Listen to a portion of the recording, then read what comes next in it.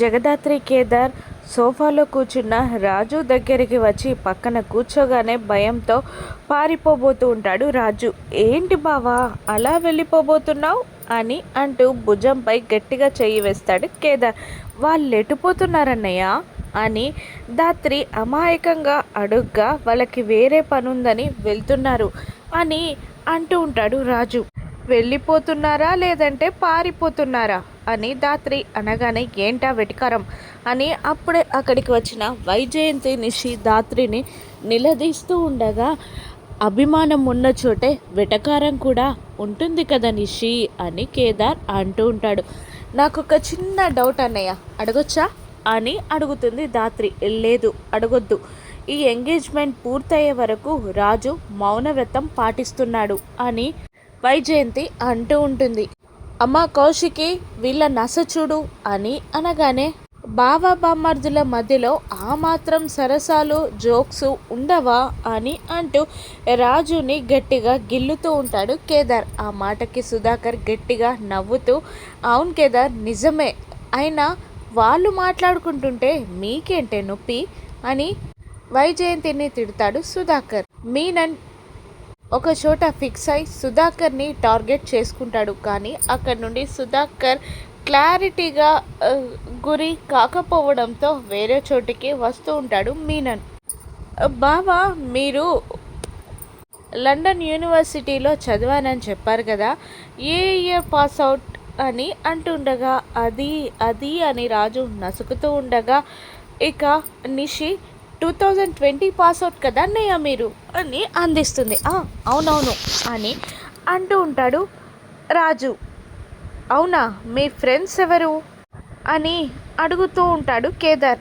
Kedar friend కూడా అదే ఇయర్లో అదే యూనివర్సిటీ నుండి పాస్అవుట్ అయ్యాడు అని అనడంతో, నేను ఒక్కనే ఉండేవాణ్ణి అని అనేస్తాడు రాజు. దాంతో నిషి వైజయంతి షాక్ అయి నిషి కవర్ చేస్తూ, రాజు అలా కాదు మీ ఫ్రెండ్స్ పేర్లు చెప్పమంటున్నారు అని కవర్ చేస్తూ ఉంటుంది. నేను ఫోన్ చేసి మాట్లాడతాను అని అంటూ కేదార్ కిరణ్కి కాల్ చేస్తాడు. ఏరా ఎక్కడున్నావురా, మీ ఫ్రెండ్ నా దగ్గరే ఉన్నాడు, అదే శ్రీవల్లికి కాబోయే భర్త అని అంటూ, ఓకే సార్ నేను రెడీగా ఉన్నాను అని కిరణ్ అనగానే రాజుకి ఫోన్ ఇస్తాడు. మీరు నేను ఒకే ఇయర్ పాస్అవుట్ అయ్యాం, ఎక్కడ ఏ బ్రాంచ్ ఏ సబ్జెక్ట్ అని ఆరా తీస్తూ ఉంటాడు కిరణ్. ఇక వైజయంతి నిషికకి విషయం అర్థమై కావాలనే వీళ్ళిదంతా చేస్తున్నారని అంటూ ఉంటారు. ఇక ఎలాగైనా రాజుని అక్కడి నుంచి తీసుకొని వెళ్ళిపోమని నిషి చెప్పగానే, ఇక ఫోన్లో మాట్లాడుతున్న రాజు చేపట్టుకొని, నీకు ఒక కంకణం కట్టాలి రా అని అంటూ తీసుకెళ్ళి శ్రీవల్లి పక్కన బలవంతంగా కూర్చోబెడుతుంది వైజయంతి. దాంతో వీళ్ళిద్దరూ కోపంగా ఫీల్ అవుతూ ఉంటారు. ఇక ఇంటి పైన కూర్చొని మీనన్ సుధాకర్ని టార్గెట్ చేస్తాడు. పక్కనున్న సురేష్ మాటి మాటికి అడ్డొస్తూ ఉండగా సుధాకర్ని కాల్చడానికి ట్రై చేస్తూ ఉంటాడు మీనన్. అప్పుడే అటువైపుగా చూసిన కౌశికికి మీనన్ కనిపించి షాక్ అవుతుంది. ఆ తర్వాత ఆ గన్ ఎవరి వైపు గురి ఉందో చూసి సుధాకర్ వైపు మీనన్ గన్ ఏం చూసి ఉండడం చూసి షాక్ అయి, నేను చూస్తున్నది నిజమా అబద్ధమా భ్రమ, మరి నా కళ్ళ ముందే జరుగుతుంది కదా అని షాక్ అయి కౌశికి చూస్తుండగా కౌశికిని గమనించిన దాత్రి, ఏమైంది వదిన అని అంటూ ఉండగా కౌశికి గార్డెన్లోకి పరిగెత్తుకు వస్తుంది. ఏమైంది వదిన అలా వచ్చేశారు అని అడుగుతుండగా, చెప్తే నమ్ముతావా అని అడుగుతుంది కౌశికి. ఎందుకు నమ్మను వదిన, ముందు చెప్పండి అనగానే, అదిగో అక్కడ మీనన్ కూర్చొని బాబాయ్ని షూట్ చేయడానికి గన్ ఏం చేశాడు అని అనగానే ఒక్కసారిగా తను మీనన్ని చంపిన సిచ్యువేషన్ గుర్తు తెచ్చుకున్న దాత్రి, చనిపోయిన మీనన్ ఎలా షూట్ చేస్తాడు ఎలా వస్తాడు అని అనగానే, నమ్మడానికి వీల్లేదు కాబట్టే నేను నువ్వు నమ్ముతావా అని అడిగాను, కానీ అక్కడ కూర్చొని బాబాయ్కి గన్ ఏం పెట్టడం నేను చూశాను అని అనడంతో అంతా చుట్టూ చూసి అక్కడ మట్టిలో ఒక బూటు మార్క్ ఉండడం చూసిన జగదాత్రి, మీనన్ బ్రతికున్నాడో లేదో ఇక్కడికి వచ్చాడో లేదో తెలియదు కానీ ఎవరో వచ్చారు వదిన, అదిగో చూడండి బూట్ మార్క్ అని అనగానే ఆ మాటలన్నీ వింటున్న మీనన్, ఇన్స్పెక్టర్ కావ్య కూతురు అనిపించుకున్నావు జగదాత్రి అని మనసులో అనుకొని బ్లూటూత్లో నేను దొరికిపోయేలా ఉన్నాను. నేను దొరికిపోతే నేను బ్రతికున్న విషయం కూడా బయట ప్రపంచానికి తెలియకుండా దొరికిన వాళ్ళని దొరికినట్టే చంపేయండి, మీరు పొజిషన్లోకి రండి అని అంటూ మీనన్ ఇన్స్ట్రక్షన్స్ ఇయ్యగానే రౌడీలందరూ ఇంట్లోకి దూకి చెట్ల సందుల్లో దాక్కొని గన్స్ గురిపెడతారు.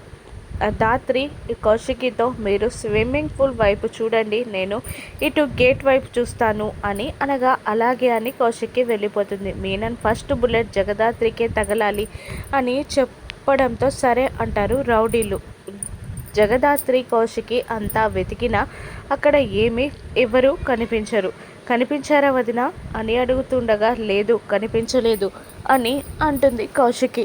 కానీ గేట్ బయట కూడా ఎవరూ లేరు, మీరు చూడగానే బయటికి వచ్చాం కాబట్టి వాళ్ళు గేట్ బయటికి వెళ్ళే ఛాన్స్ లేదు. ఆ రూమ్లో చూసారా అని అంటూ ఒక స్టోర్ రూమ్ లాంటిది చూపించగా లేదు అని అంటుంది కౌశికి. ఆ రూమ్ దగ్గరికి వెళ్ళబోతుండగా ఫస్ట్ బుల్లెట్ జగదాత్రికి తాకాలి అని మీనన్ మళ్ళీ ఆర్డర్స్ వేస్తాడు. ఇక దాత్రి చూడడానికి వెళ్తూ ఉండగా వెనకాల నుండి కేదార్ వచ్చి పంతులు గారు రమ్మంటున్నారు అని పిలవడంతో అంటూ ఒక్క అడుగు వేస్తుంది దాత్రి. కానీ నేనే భ్రమపడ్డానేమో దాత్రి అని కౌశికి అనగానే లోపలికి వెళ్ళిపోతారు.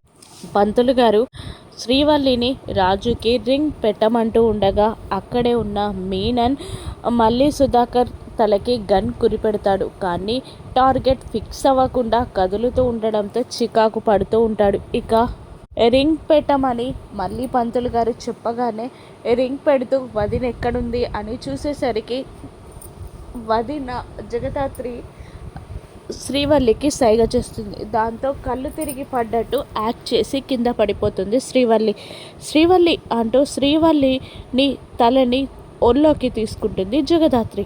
వాటర్ తే కేదార్ అని అంటూ శ్రీవల్లి ముఖంపై వాటర్ చల్లుతూ ఉంటుంది. ఇదంతా జగదాత్రి ఆడించే నాటకం అని నిషి వైజయంతులకి అర్థమవుతుంది. ఇక అప్పుడే శ్రీవల్లికి ఏమైంది అని రాజు దగ్గరికి రాగా మీనన్ షూట్ చేయడం, రాజు వెనక భాగంలో బుల్లెట్ దిగడం ఒక్కసారిగా జరిగిపోతుంది. అలా బుల్లెట్ దిగేసరికి ఎవరు కాల్చారా అని జగదాత్రి కేదార్ బయటికి పరిగెత్తగా మీనన్ రౌడీలు అక్కడి నుంచి వెళ్ళిపోతారు.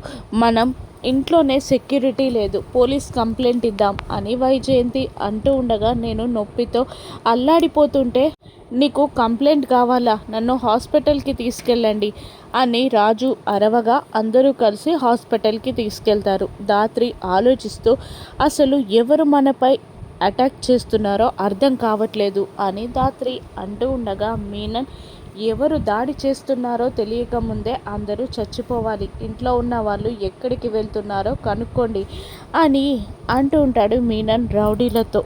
మీనన్ బ్రతికే ఉన్నాడంటావా అని కేదార్ అంటూ ఉండగా నాకు అదే డౌట్గా ఉంది, కానీ మనం మీనన్ని చంపేయడం దహనం చేయడం కూడా చూశాం కదా అని అంటుంది దాత్రి. నేనెవరో తెలియకుండా కొత్త ఆట ఆడతానని మీనన్ అంటాడు. మీనన్ని జగదాత్రి పట్టుకోగలదా, బ్రతికే ఉన్నాడని కన్ఫామ్గా ఎప్పుడు తెలుసుకుంటుందో రాను ఎపిసోడ్స్లో చూద్దాం. Thank you for watching.